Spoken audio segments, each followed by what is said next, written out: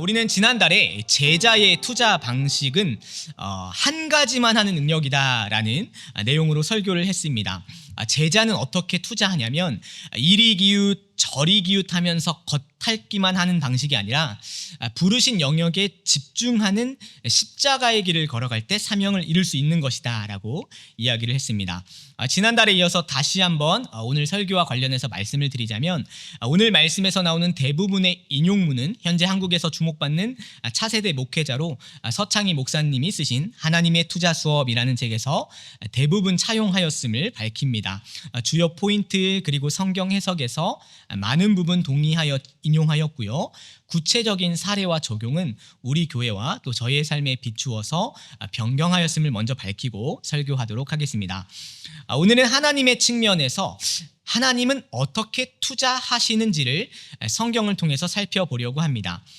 우리가 투자를 하는 방식이 제자의 길이라면 하나님의 투자는 무엇을 향하고 있을까요? 하나님은 도대체 어디에 투자를 하셔서 어떤 방식으로 결과를 내실까요? 하나님은 어디에, 무엇에 리스크를 감수하시고도 투자하실까요? 결론을 말하자면 하나님은 사람에게 투자하십니다. 하나님은 하나님의 일을 해내시고 역사를 만들어 가시고 끝끝내 가치를 만들어내실 때 무엇으로 그 일을 하시냐면 사람으로 그 일을 하십니다. 사실 하나님은 당장의 천사들을 통해서 한 방의 일을 하실 수도 있고 심지어 우주의 행성들을 통해서 그 일을 하실 수도 있는데, 그 어마어마한 모든 자원을 두시고 지금 최고의 힘을 불어넣으셔서 미래의 가치를 만들어내는 대상은 누구에게 있냐면 오직 사람에게 있습니다. 하나님은 현재에 투자하셔서 미래의 가치를 만들어내는 일을 사람들을 통해서 하십니다. 여러분, 제자의 투자 방식에도 적당히가 없고 대충 하는 것이 없다고 했잖아요. 그런데 하나님께서 사람에게 투자하실 때도요, 조금 하시는 법이 없습니다. 사람에게 제대로 투자하십니다. 현재 가치가 바닥에 가까운 한 사람을 가지고 그 한 사람이 하나님의 영광을 드러낼 때까지 끝끝내 일하시는 것이죠. 하나님은 어떻게 사람에게 투자하십니까? 사람에게 무엇을 기대하실까요? 에베소서 2장 말씀에 이렇게 기록이 되어 있습니다. 우리는 그가 만드신 바라 그리스도 예수 안에서 선한 일을 위하여 지으심을 받은 자니 이 일은 하나님이 전에 예비하사 우리로 그 가운데서 행하게 하려 하심이니라 라고 기록되고 있습니다. 하나님은요, 하나님의 사람들에게 무엇을 기대하고 투자하시냐면 바로 그 사람에게, 바로 그 삶을 통해, 바로 그 인생 가지고 하나님의 선한 일을 만들어내겠다고 하십니다. 그러므로 여러분, 먼저 기억해야 될 것이 있습니다. 우리가 진짜로 투자해야 될 곳은 외부에 있는 것이 아닙니다. 이런 질문을 할 때가 있죠. 하나님, 내가 어디에 투자해야 합니까? 그런데 이것은 사실 하나님의 투자와 관련해서 질문이 잘못되었습니다. 오히려 이렇게 물어봐야 합니다. 하나님 아버지, 당신은 어디에 투자하십니까? 하나님이 투자하시는 것은 무엇입니까? 여러분, 뭐라고 하실까요? 하나님은 뭐라고 대답을 하시는 거냐면 나에게 투자를 하신답니다. 내 인생 전체를 통해서 열매 맺을 때까지 투자하신답니다. 내 안에 하나님이 가능성을 두시고 내 안에서 선한 일을 끌어내신다. 이게 에베소서 2장 10절의 말씀의 의미이겠습니다. 그런 의미에서 오늘 하나님의 투자 방식을 함께 나눌 때 하나님은 바로 내 인생으로 투자하시는구나, 그걸 먼저 여러분 생각하셔야겠습니다. 현재 가치가 높든지 낮든지 그건 아무 상관이 없습니다. 지금 내 인생 수익률이 얼마인지는 아무 상관도 없습니다. 지금 내 인생 주가가 남들 인생보다 아무리 떨어져도 아무 상관이 없습니다. 하나님이 투자하시면 그 인생 반드시 쓰임을 받습니다. 하나님의 최우선 투자 종목은 바로 우리라는 사실을 여러분 기억하고 오늘 말씀을 나누도록 하겠습니다. 그렇다면 하나님은 구체적으로 우리의 어떤 삶에서 어떤 특징 가지고 투자를 하실까요? 하나님이 투자하셔서 급등시키시는 투자처는 무엇일까요? 오늘 세 가지 교훈으로 함께 나누도록 하겠습니다. 첫 번째로, 하나님의 투자처는 비자발적인 곳입니다. 주도성의 우상에 속지 마십시오. 여러분, 오늘 본문을 보시면 예수님이 부활하신 후에 베드로가 자신과 또 동료 제자 요한의 미래를 묻는 장면이 나옵니다. 베드로는 아마도 그게 정말로 궁금했던 것 같습니다. 그렇지 않습니까? 자신과 또 동료 제자의 미래를 알면 그것에만 여러분 최선을 다하면 되잖아요. 그런데 예수님이 무엇이라고 대답을 하셨을까요? 오늘 말씀입니다. 내가 진실로 진실로 내게 이르노니 내가 젊어서는 스스로 띠띠우고 원하는 곳으로 다녔거니와 늙어서는 내 팔을 벌리리니 남이 내게 띠띠우고 원하지 아니하는 곳으로 데려가리라 라고 기록되고 있습니다. 여러분, 예수님이 부활하셨으니까 사실 베드로에게 진짜로 완벽하고 완전한 미래를 알려주실 것 같잖아요. 진짜 인생에서 완벽한 투자처를 말씀해 주실 줄 알았는데 베드로가 진짜 투자해야 할 곳으로 무엇을 말씀하시냐면 원하지 아니하는 곳이라고 말씀하십니다. 원하지 아니하는 곳, 곧 비자발성, 거기가 베드로를 향한 예수님의 투자처였다고 말을 하고 있습니다. 우리가 하나님의 뜻을 따라 살아갈 때 어느 때에는 하나님이 우리에게 선택권을 주실 때가 있습니다. 전공을 선택하거나 대학을 선택하거나 취직할 직장이나 직업을 선택하거나 이민한 나라를 고르거나 렌트할 집을 택할 때가 있다는 것이죠. 근데요, 반대로 그럴 때도 있습니다.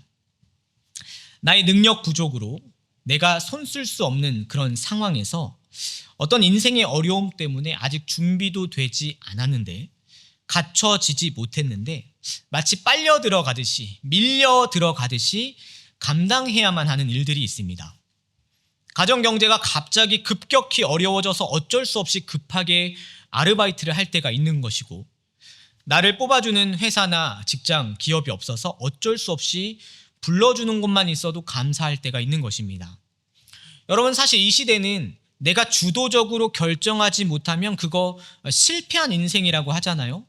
어쩔 수 없이 끌려가는 거 그거 루저라고 말을 하잖아요. 그런 실패감이 사람을 이 시대에 사로잡고 있는 것 같습니다. 그런데 여러분, 그것은 바로 주도성의 우상입니다. 이게 왜 우상이냐면 이런 것인데요. 내가 직접 고르지 못하면, 내가 직접 얻어내지 못하면, 만약 주변에 의해서 비자발적으로 끌려가게 되면 그런 삶의 결과들은 내게 도움이 되지 않는다는 그런 착각은요, 사실 바로 교만이 만들어내는 우상입니다. 마치 지난주 설교처럼 바벨탑을 내가 쌓고자 하는 그런 우상이겠죠. 바로 그런 주도성의 우상이 인간의 교만에서 나오는 것입니다. 근데 여러분, 그렇지가 않습니다. 오늘 말씀처럼 베드로가 끌려가는 곳, 원하지 않는데 가게 된 곳이 하나님의 부르심입니다.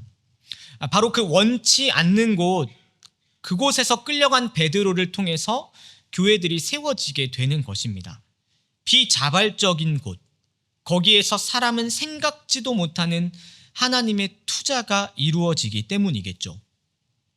여러분, 혹시 월드비전의 회장이 누군지 아십니까? 월드비전의 회장은 조명환 박사님이란 분인데요. 이분은 아시아 최고의 에이즈 전문가이십니다. 이분이 쓴 책 제목이 뭐냐면 꼴찌 박사라는 책인데요.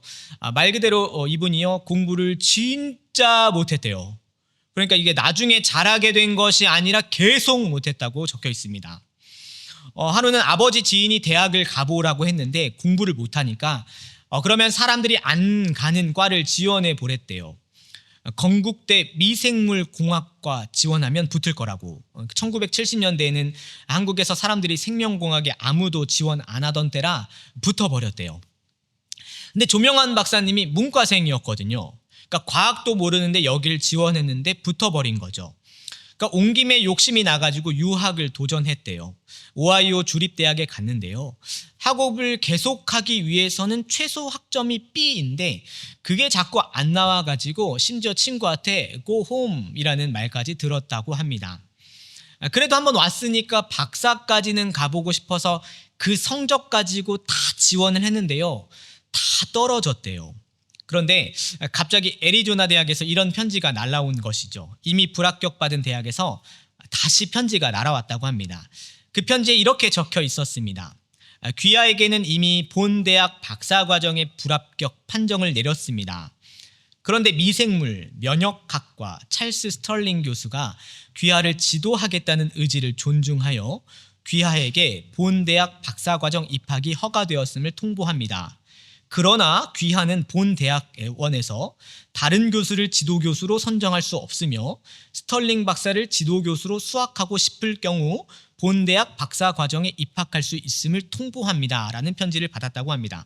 그러니까 말하자면 이런 거예요. 너는 공부 못하니까 선택권은 없고 학교에서 정해주는 학과, 정해주는 교수 밑에서 하려면 하고 말려면 말라는 거죠. 스털링 박사는요, 당시 에이즈가 발견된 지 얼마 안 됐을 때 에이즈의 선구자였거든요. 그러니까 조명환 박사가 그래서 에이즈 전문가가 되게 되었는데 그 이유를 그분이 이렇게 밝히고 있습니다. 나는 현재 아시아 최고의 에이즈 전문가로 통한다. 하지만 나는 에이즈에 관심도 없었고 에이즈를 공부하기 위해 미국에 간 것도 아니었다. 하지만 모든 대학이 거부할 때 오직 한 사람, 스털링 교수가 나를 받아준 까닭에 나는 그를 따라 에이즈 전문가가 되었다. 내가 실력 있는 학생이었다면 대학도 내가 선택했을 것이고 지도교수도 내가 선택했을 것이다. 하지만 내게 선택할 자격이 없었다. 스털링 교수에게 선택받은 것 자체가 기적이었다. 그런데 스털링 교수가 에이즈 연구가였다. 하나님은 이렇듯 나로 하여금 에이즈 공부를 하도록 이끄셨다라고 적혀 있습니다. 여러분, 이게 무슨 말일까요? 선택할 수 없어서, 그러니까 선택할 실력이 안 되어 끌려갔다는 거죠. 주도권을 넘겨주었다는 말입니다. 주도권이 전혀 없는 비자발적인 상황에 나를 맡겼다는 것이죠. 비자발적 상황을 견디는 삶. 거기에 여러분, 사람은 보지 못하는 하나님의 투자의 큰 판이 조명환 박사의 삶에서 이루어지고 있었다는 것입니다. 여러분, 그런데요, 이 세상은 자꾸 할 수 있는 것과 할 수 없는 것을 구분하라고 말을 합니다. 세상은요, 내가 잘 생각해서 할 수 있는 것은 분류하고 할 수 없는 것은 잘 가지치기를 해야 한다고 말을 합니다. 할 수 있는 것은 하고 할 수 없는 것은 못한다고 말을 해야 지혜롭다고 말을 해요. 맞는 말이죠. 근데요, 여러분, 살면 아시잖아요. 내가 진짜 원하지 않았는데도 주어지는 것들이 있잖아요. 하필 그래도 내가 해야만 하는 것들이 있잖아요. 하고 싶었던 것도 아니고 계획대로 된 것도 아니고 능력이 되는 것도 아닌데 주어지는 것들이 있잖아요. 주도권을 갖고 이것저것 선택할 수 있을 때도 있지만 어쩌면 아무 선택지가 없어서 결국 해야만 하는 비자발적인 때가 있잖아요. 그런데 여러분, 저 역시도 그게 하나님이 저에게 투자하시는 곳이라는 걸 저도 인생에서 경험합니다. 여러분, 제가 최근 2년 동안 교회 포스터, 주보, 그런 디자인들, 여러분, 우리 교회에서는 지금 누가 하고 있을까요? 또 최근 2년 동안 우리 교회 청소년, 청년 사역, 교회학교 사역은 누가 하고 있을까요? 여러분, 제가 하고 있습니다. 여러분, 이게 제가 하고 있다는 말이 이만큼 제가 많이 하고 있다고 말을 하는 게 아니에요. 저보다 훨씬 많은 일을 하고 계신 분이 너무 많아서 제가 많은 일을 하고 있다고 말하는 게 아니라, 이 말을 왜 하냐면 저는 이 일들을 주도권을 갖고 하는 게 아니라는 말을 하는 것입니다. 심지어 부끄럽지만 자발적인 것도 아닙니다. 제가 우리 교회를 지원했을 때 이제 면접을 줌으로 진행을 했는데요. 2022년 9월에 면접을 봤습니다. 목회자 청빙 공고가 우리 교회에 올라온 거죠. 거기에서 필요로 하는 부서, 필요로 하는 업무를 고지를 받았어요. 개혁 신학을 추구하고 장년 사역의 3분의 1을 맡아 진행하며 필요하면 교회 학교를 돕고 장년 대상으로 강의를 진행하는 역할이라고 그렇게 고지를 받았습니다. 그런데요, 여기 도착했을 때 먼저 청년부를 3주에 한 번씩 로테이션으로 설교하게 될 것이라고 이렇게 고지를 받았는데, 바로 그 주에 청년부 수련회를 다녀온 후에 갑자기 청년부를 혼자서 감당하라고 말씀을 해주셨습니다. 그래서 와, 너무 감사하다, 이런 생각으로 이렇게 한 해를 또 청년부와 함께 보내게 됐습니다. 그런데 1년이 이렇게 지나가니까 갑자기 중고등부 교육자가 사임하게 되셨다고, 중고등부도 맡으라고 이렇게 고지를 받았습니다. 그래서 와, 너무 감사하다, 이렇게 이제 시작을 하게 됐습니다. 그런데 그해 연말에 교회학교 사역원의 사역원장이 공석이 되니까 그것도 감당하라고 이렇게 이야기가 딱 올라와서 와 감사하다 그렇게 시작을 했습니다. 그렇다고 작년 사역을 안 하는 건 아니고 필요하면 해야 하니까 화요일 아침 중보 기도를 격주로 인도하라는 그런 요청도 받았습니다. 거기에 더해서 그동안 디자인을 맡아주었던 청년이 이제 할 수 없는 상황에 왔으니까 디자인도 감당하도록 이렇게 요청을 받았습니다. 그래서 장례 예배, 강사 초청, 인직 예배 순서지 그런 것들 디자인하고 출력하는 것이죠. 얼마나 감사한지 우리 찬양팀, 영상팀 없었으면 아마 그것도 요청을 받지 않았을까 그런 생각을 해봅니다. 이런 얘기를 하면 누군가는 목사님 그러면 그런 거 다 못한다고 했어야죠 라고 혹시 그런 말씀을 하신다면 저는 그런 분들에게 드릴 말씀이 없습니다. 저에게는 적어도 부교육자로 산다는 건 어쩌면 자발성을 포기하고 사는 것과 같거든요. 그냥 하는 겁니다. 그런데요 정말 신기한 게 있습니다. 계획대로 되는 것도 아니고 주도권을 갖고 하는 것도 아닌데 정말 신기한 게 무엇이냐면 결국 돼요. 결국 해요. 그리고 나중에는 심지어 잘하게 됩니다. 어느새 그게 나도 모르는 성장을 주는 것이죠. 여러분 살면서 진짜 죽어도 못하겠는 일이 아니면 웬만하면 그냥 하세요. 주도권이 없어도 자발적이지 않아도 그 비자발성에 뭐가 있냐면 하나님의 투자가 있다니까요. 그 비자발성에 여러분 한번 최선을 다해 보십시오. 그러면 길이 열리고 은혜가 있어요. 이 사실을 기억하시고 때로 비자발적이고 주도성이 없어도 일단 주어진 거 잘 해보시기 바랍니다. 한번 열심히 해보시기 바랍니다. 그냥 맡은 거, 한번 맡게 된 거 한번 사랑으로 해보세요. 그러면 그 일이 진짜 재미있습니다. 나중에는 얼마나 재밌냐면 PPT를 만들고 있는데 그 만들고 있는 제가 막 웃음이 나는 그런 일들을 겪기도 하고 지금은 중고등부 아이들, 청년부 영혼들 얼굴만 봐도 감사한 마음이 드는 것이죠. 그 비자발성에 하나님의 의지와 투자가 있다는 사실을 알면 바로 그 시간이 하나님이 나를 성장시켜 주시는 시간이라는 걸 받아들이게 되는 것입니다. 오늘 여러분 삶 속에서 주도권을 잃어버린 생활 또는 주도권이 없는 선택지 자체가 없는 아픔들은 무엇입니까? 여러분 너무 주눅 들지 마십시오. 그런 아픔들과 질병들 때문에 괴로워도 마십시오. 거기에서 하나님 뭐 하시냐면 여러분을 빚어가고 계십니다. 이 사실을 기억하시고 여러분의 그 주도권 없는 생활을 사랑하시고 한번 열심히 사시기 바랍니다. 그러면 우리 주님이 그것으로 멋진 가치를 만들어내실 것입니다.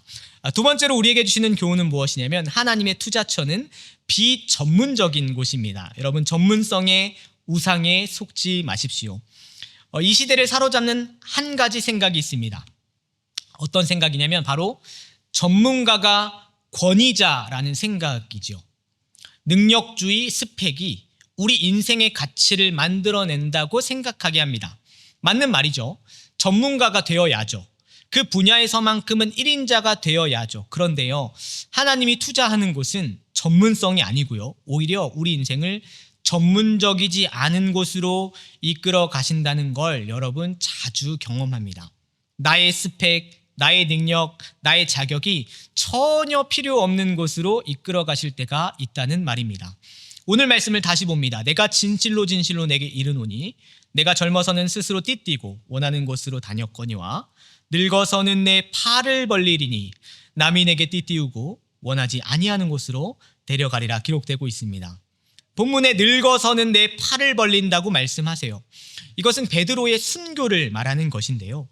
하나님이 승부를 보시는 곳은 어떤 곳이냐면 여러분 안전한 곳이 아닙니다. 하나님이 승부를 보시는 곳은 오히려 안전하지 않은 곳, 내가 나를 방어할 수 없는 영역에서 내가 통제할 수 없는 자리에서 하나님은 하나님의 역사를 만들어내십니다. 전문적일수록 성공한다는 생각이 있는데요.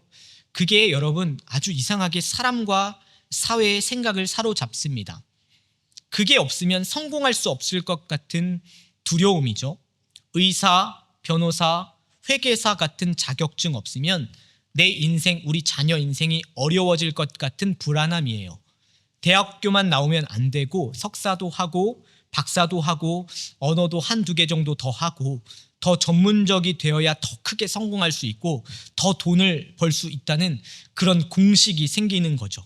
실력 있고 제대로 준비하고 진짜 코스를 잘 밟아서 안전한 자리를 차지해야 성공할 수 있다고 생각하는 것입니다. 근데 여러분 정말 그럴까요? 절대 그렇지가 않습니다. 남들이 다 하는 전문성으로 뭘 얻어낼 뿐이냐면 여러분 충격적이게도 그 전문성으로 딱 그 평균만 얻어냅니다. 딱 그만큼 기대하는 딱 그 정도까지만 얻어내는 게 전문성의 평균입니다. 데이비드 앱스타인이 쓴 늦가기 천재들의 비밀이라는 책이 있는데요. 그 부제목이 뭐냐면 전문화된 세상에서 늦가기 제너럴리스트가 성공하는 이유라는 부제가 달려 있습니다. 이 책에서 영국의 기숙음악학교에 대한 연구가 나오는데요. 진짜 천재는 이 음악학교에서 어떻게 나왔나를 조사를 해봤어요. 탁월한 연주자는 어떻게 나왔을까? 음악학교에 있는 잘하는 사람들 중에서도 비범하게 탁월하게 잘하는 사람은 어떻게 나왔을까 조사를 했는데요. 다들 대부분 전문성은 어떻게 만들어지냐면 돈이 많고 일찍 음악을 시작하고 많은 연습을 해서 잘할 거라고 생각하고 조사를 시작했는데요. 그런데 어떻게 되었을까요? 조사 결과를 읽어드리겠습니다. 연구진은 학교가 비범하다고 분류한 학생들이 그보다 실력이 떨어지는 학생들에 비해 음악에 관심이 덜한 집안에서 나왔으며 음악을 더 늦게 시작했고 학교에 들어가기 전에 음악 레슨을 받았을 가능성이 더 적었고 입학하기 전까지 악기 연습을 한 시간이 전체적으로 적었다고 그것도 훨씬 적었다는 결과가 나오자 깜짝 놀랐다. 오히려 체계적인 레슨 여부를 조사했을 때 일찍부터 아주 많은 시간에 걸쳐서 체계적인 레슨을 받았던 학생들의 실력은 예외 없이 평균의 범주에 들어갔다. 단 한 명도 비범한 집단에 들어가지 못했다라고 연구 결과가 나와 있습니다. 여러분 진짜 신기한 게요. 내가 플랜을 짜서 전문가가 되려고 하는 사람은 어떤 사람이 되냐면 내가 플랜 짠 만큼 곧 평균적인 사람이 됩니다. 하나님은 근데 결코 나를 그 평균에 투자하지 않으시거든요. 하나님은 우리 인생을 비범한 인생으로 만들고자 하시는 거죠. 모두가 똑같이 플랜을 짜서 평균으로 마치는 인생을 원하지 않으신다는 것입니다. 그래서 하나님께서는 각 사람에게 어떤 작업을 하시기 시작하냐면 전문성을 갖지 못하는 분야에 우리를 던져넣기 시작하는 것이죠. 남들과 다른 아주 이상한 전공을 경험하게 하셔요. 내가 이거 할 사람이 아닌데, 내가 이거 할 분야가 아닌데 거기에 하나님은 기어코 밀어 넣으셔서 고생 죽도록 하게 하시는 것이죠. 여러분 그러면서 무엇이 만들어질까요? 놀랍게도 그 사람만의 이야기가 만들어집니다. 평균이 아니라 비범하고 특별한 그 사람만의 스토리가 만들어지는 것이죠. 여러분 이건 전문성을 넘어서는 아무도 따라갈 수 없는 전문성입니다. 하나님의 전문성은 스펙이나 성적이나 자격증이 아니라 어떤 수준의 전문성이냐면 진짜 전 세계에서 내가 아니면 할 수 없는 그 무엇을 그 사람 인생에서 빚어가시는 것이죠. 그게 하나님이 빚어가시는 투자 방식입니다. 비전문적인 곳에 나를 두시고 투자하시는 것이죠. 저는 이 비전문성이 사람에게 아주 특별함을 준다고 저는 확신합니다. 여러분 저는 사실 일정 부분 전문성을 가지고 있습니다. 제가 전문성을 갖고 있는 부분이 있어요. 저는 고려대학교 사학과를 나왔고요. 신학대학원에서 저는 1등으로 졸업을 했습니다. 수석 졸업. 거기에 더해서 신학만 2년을 더 석사를 했고 박사 과정을 꿈꾸고 있습니다. 여러분 그건 정말로 수치상 전문성이라고 말을 할 수 있겠죠. 근데 여러분 사역을 하면 그걸로 쓰이는 게 아니라니까요. 교회는 어떤 걸 부탁을 하냐면 저에게 위임식 시작 8분 전에 PPT를 좀 만들어 달라고 부탁을 하십니다. 갑자기 담당자를 못 정했다고 죄송하다고 8분 남기고 준비해 달라고 한다니까요. 전문 분야도 아닌데 뭐 하는 거냐면 그냥 하는 거죠. 달려드는 거죠. 그리고 해내는 것입니다. 그런데요, 사람들은 제 전문성에 주목하고 제 전문성 때문에 힘을 얻고 은혜를 받는 게 아니에요. 도저히 못 견디고 힘들어했던 거, 비전문적인 분야에서 내가 빚어낸 나만의 이야기로 성도들은 힘을 얻습니다. 제가 가난했던 이야기, 아버지와 힘들었던 이야기, 가정 불화, 어린 시절 그런 정서적인 질환 때문에 초등학교 6학년 때까지 오줌 싼 이야기, 왕따 당한 이야기, 키가 작아서 힘들었던 이야기, 뉴질랜드에 와서 영어로 괴로웠던 경험, 교통사고 때문에 비자 비용을 마련했던 시간들, 어떤 것 하나도 내 전문 분야가 아닌데 하나님은 거기에서 절 빚어가시고 사람들은 거기에서 저만의 이야기, 비범한 은혜를 알게 되는 것이죠. 여러분, 하나님은 사람에게 투자하십니다. 근데 어떤 사람이냐면 바로 그 사람에게 투자하세요. 그 사람이 해내는 이야기를 만들어 가십니다. 그 사람이 아니고서는 할 수 없는 이야기를 빚어가세요. 근데 그게 여러분 세상을 살 때 진짜 먹힌다고요. 비전문적이고 내가 진짜로 괴롭고 힘든데 어려운데 거기서 밀어넣어서 하나님은 나만의 이야기를 만들어 가시는 것입니다. 정말로 그것이 먹힙니다. 사람들이 그것을 정말로 주목합니다. 작년에요, 한 예로 우리 청년부를 잠깐 보내고 한국으로 돌아간 커플이 있었는데요. 유튜버예요. 세호 커플이라고 치면 나올 겁니다. 근데 이 커플의 이야기에는요, 무엇들이 막 있냐면 놀러 간 이야기, 여행 간 이야기, 프로포즈한 이야기, 다양한 삶의 기록들이 그 유튜브에 다 담겨 있는데요. 근데 정말 신기하게 압도적으로 타의 추종을 불허하는 압도적으로 조회수가 많이 나온 이야기가 무엇인지 여러분 아십니까? 이 커플의 압도적인 조회수는 무엇이냐면 키위 공장에서 해고당한 이야기예요.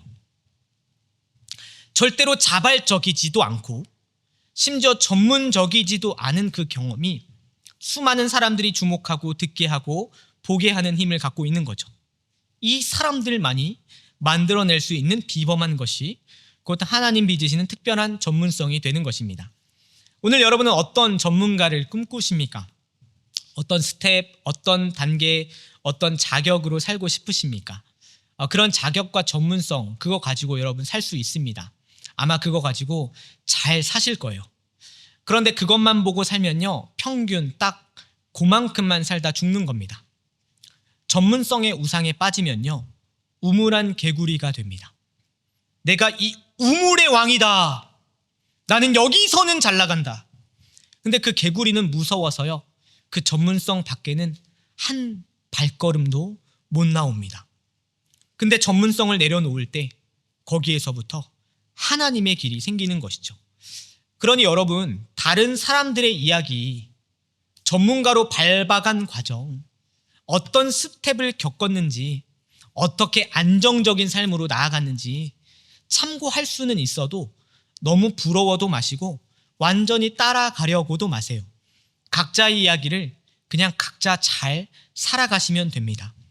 때로 그게 비전문적으로 보여도 늙어서 팔을 벌리고 가야 되는 불안정한 상황이 오더라도 한번 그 길 여러분에게 주어졌으면 묵묵히 걸어가 보세요. 하나님은 그 이야기로 여러분을 통해서 누구도 흉내낼 수 없는 비범한 가치를 만들어내실 것입니다. 그게 비전문적인 우리 삶을 사랑할 수 있는 길입니다. 내게 주어지는 보편적이지 않은 불행한 사건과 고난과 죽음까지도 하나님이 여러분을 붙드시는 증거가 되는 것입니다. 이 사실을 기억하시고 하나님이 투자하시는 바로 그 삶에 인생을 담아 사시는 저와 여러분이 되시기를 두 번째로 바랍니다. 마지막 교훈입니다. 세 번째로 하나님의 투자처는 어디에 있냐면 바로 가까운 곳에 있습니다. 여러분, 미시적인 삶에 제발 너그럽지 마십시오. 모든 일을 준비하고 해내려고 하나님께서 하실 때 여러분, 이거 정말로 진심으로 중요한 조언이니까 같이 잘 새겨드는 시간이 되었으면 좋겠습니다. 성경적으로 성경 전체를 통해서 하나님께서 한 가지 가치를 빚어가실 때 가장 중요한 무대는 어디냐면 바로 가장 중요한 무대는 오늘과 여기입니다. 오늘, 이 시간, 이 하루, 내게 주어진 한 시간. 여러분, 이게요, 하나님의 투자처입니다. 우리는 종종 멀리, 아주 멀리 인생의 어떤 단계를 떠올릴 때가 많습니다. 그래서 그걸 궁금해하는 것이죠. 하나님, 그 미래는 어떠합니까? 그거 어떻게 됩니까? 그게 궁금해요.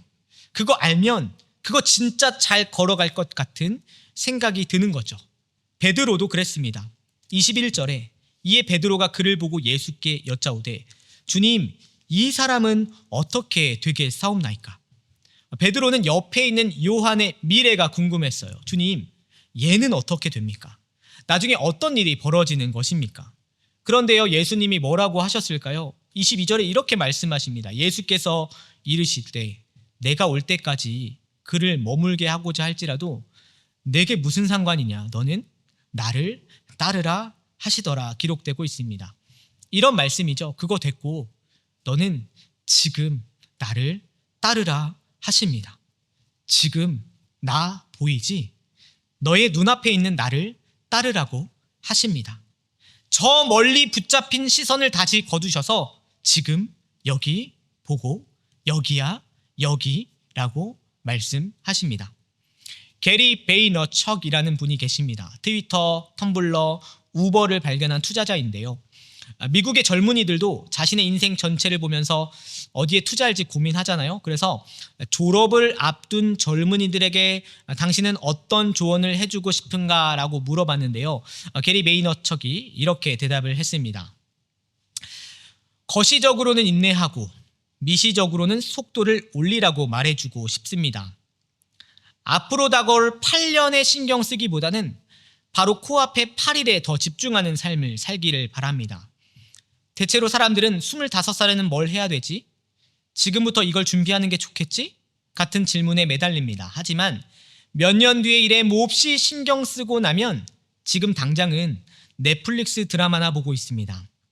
25살에 생길 일을 22살부터 엄청나게 걱정하지만 매주 목요일 저녁 7시에는 술을 진탕 마시고 비디오 게임을 하고 하우스 오브 카드를 봅니다. 그리고 매일 인스타그램 피드 화면을 들여다보면서 4시간 반을 허비합니다. 다들 거시적으로는 참을성이 없으면서 미시적인 부분에서는 지나치게 참을성을 발휘합니다. 몇 년 뒤의 일은 태산같이 걱정하면서 당장의 시간은 그냥 흘려보냅니다. 라고 그런 조언을 남겼습니다. 여러분 그렇지 않습니까? 우리 모두 거시적으로는 너무 급하고 미시적으로는 너무 너그러운 사람들 같습니다. 하나님이 하나님의 나라를 주시겠다고 약속하셨지만요, 여러분 전체를 보여주시는 것이 아닙니다. 베드로에게도 그리고 오늘 우리에게도 무엇을 보여주시냐면 오늘을 보여주십니다.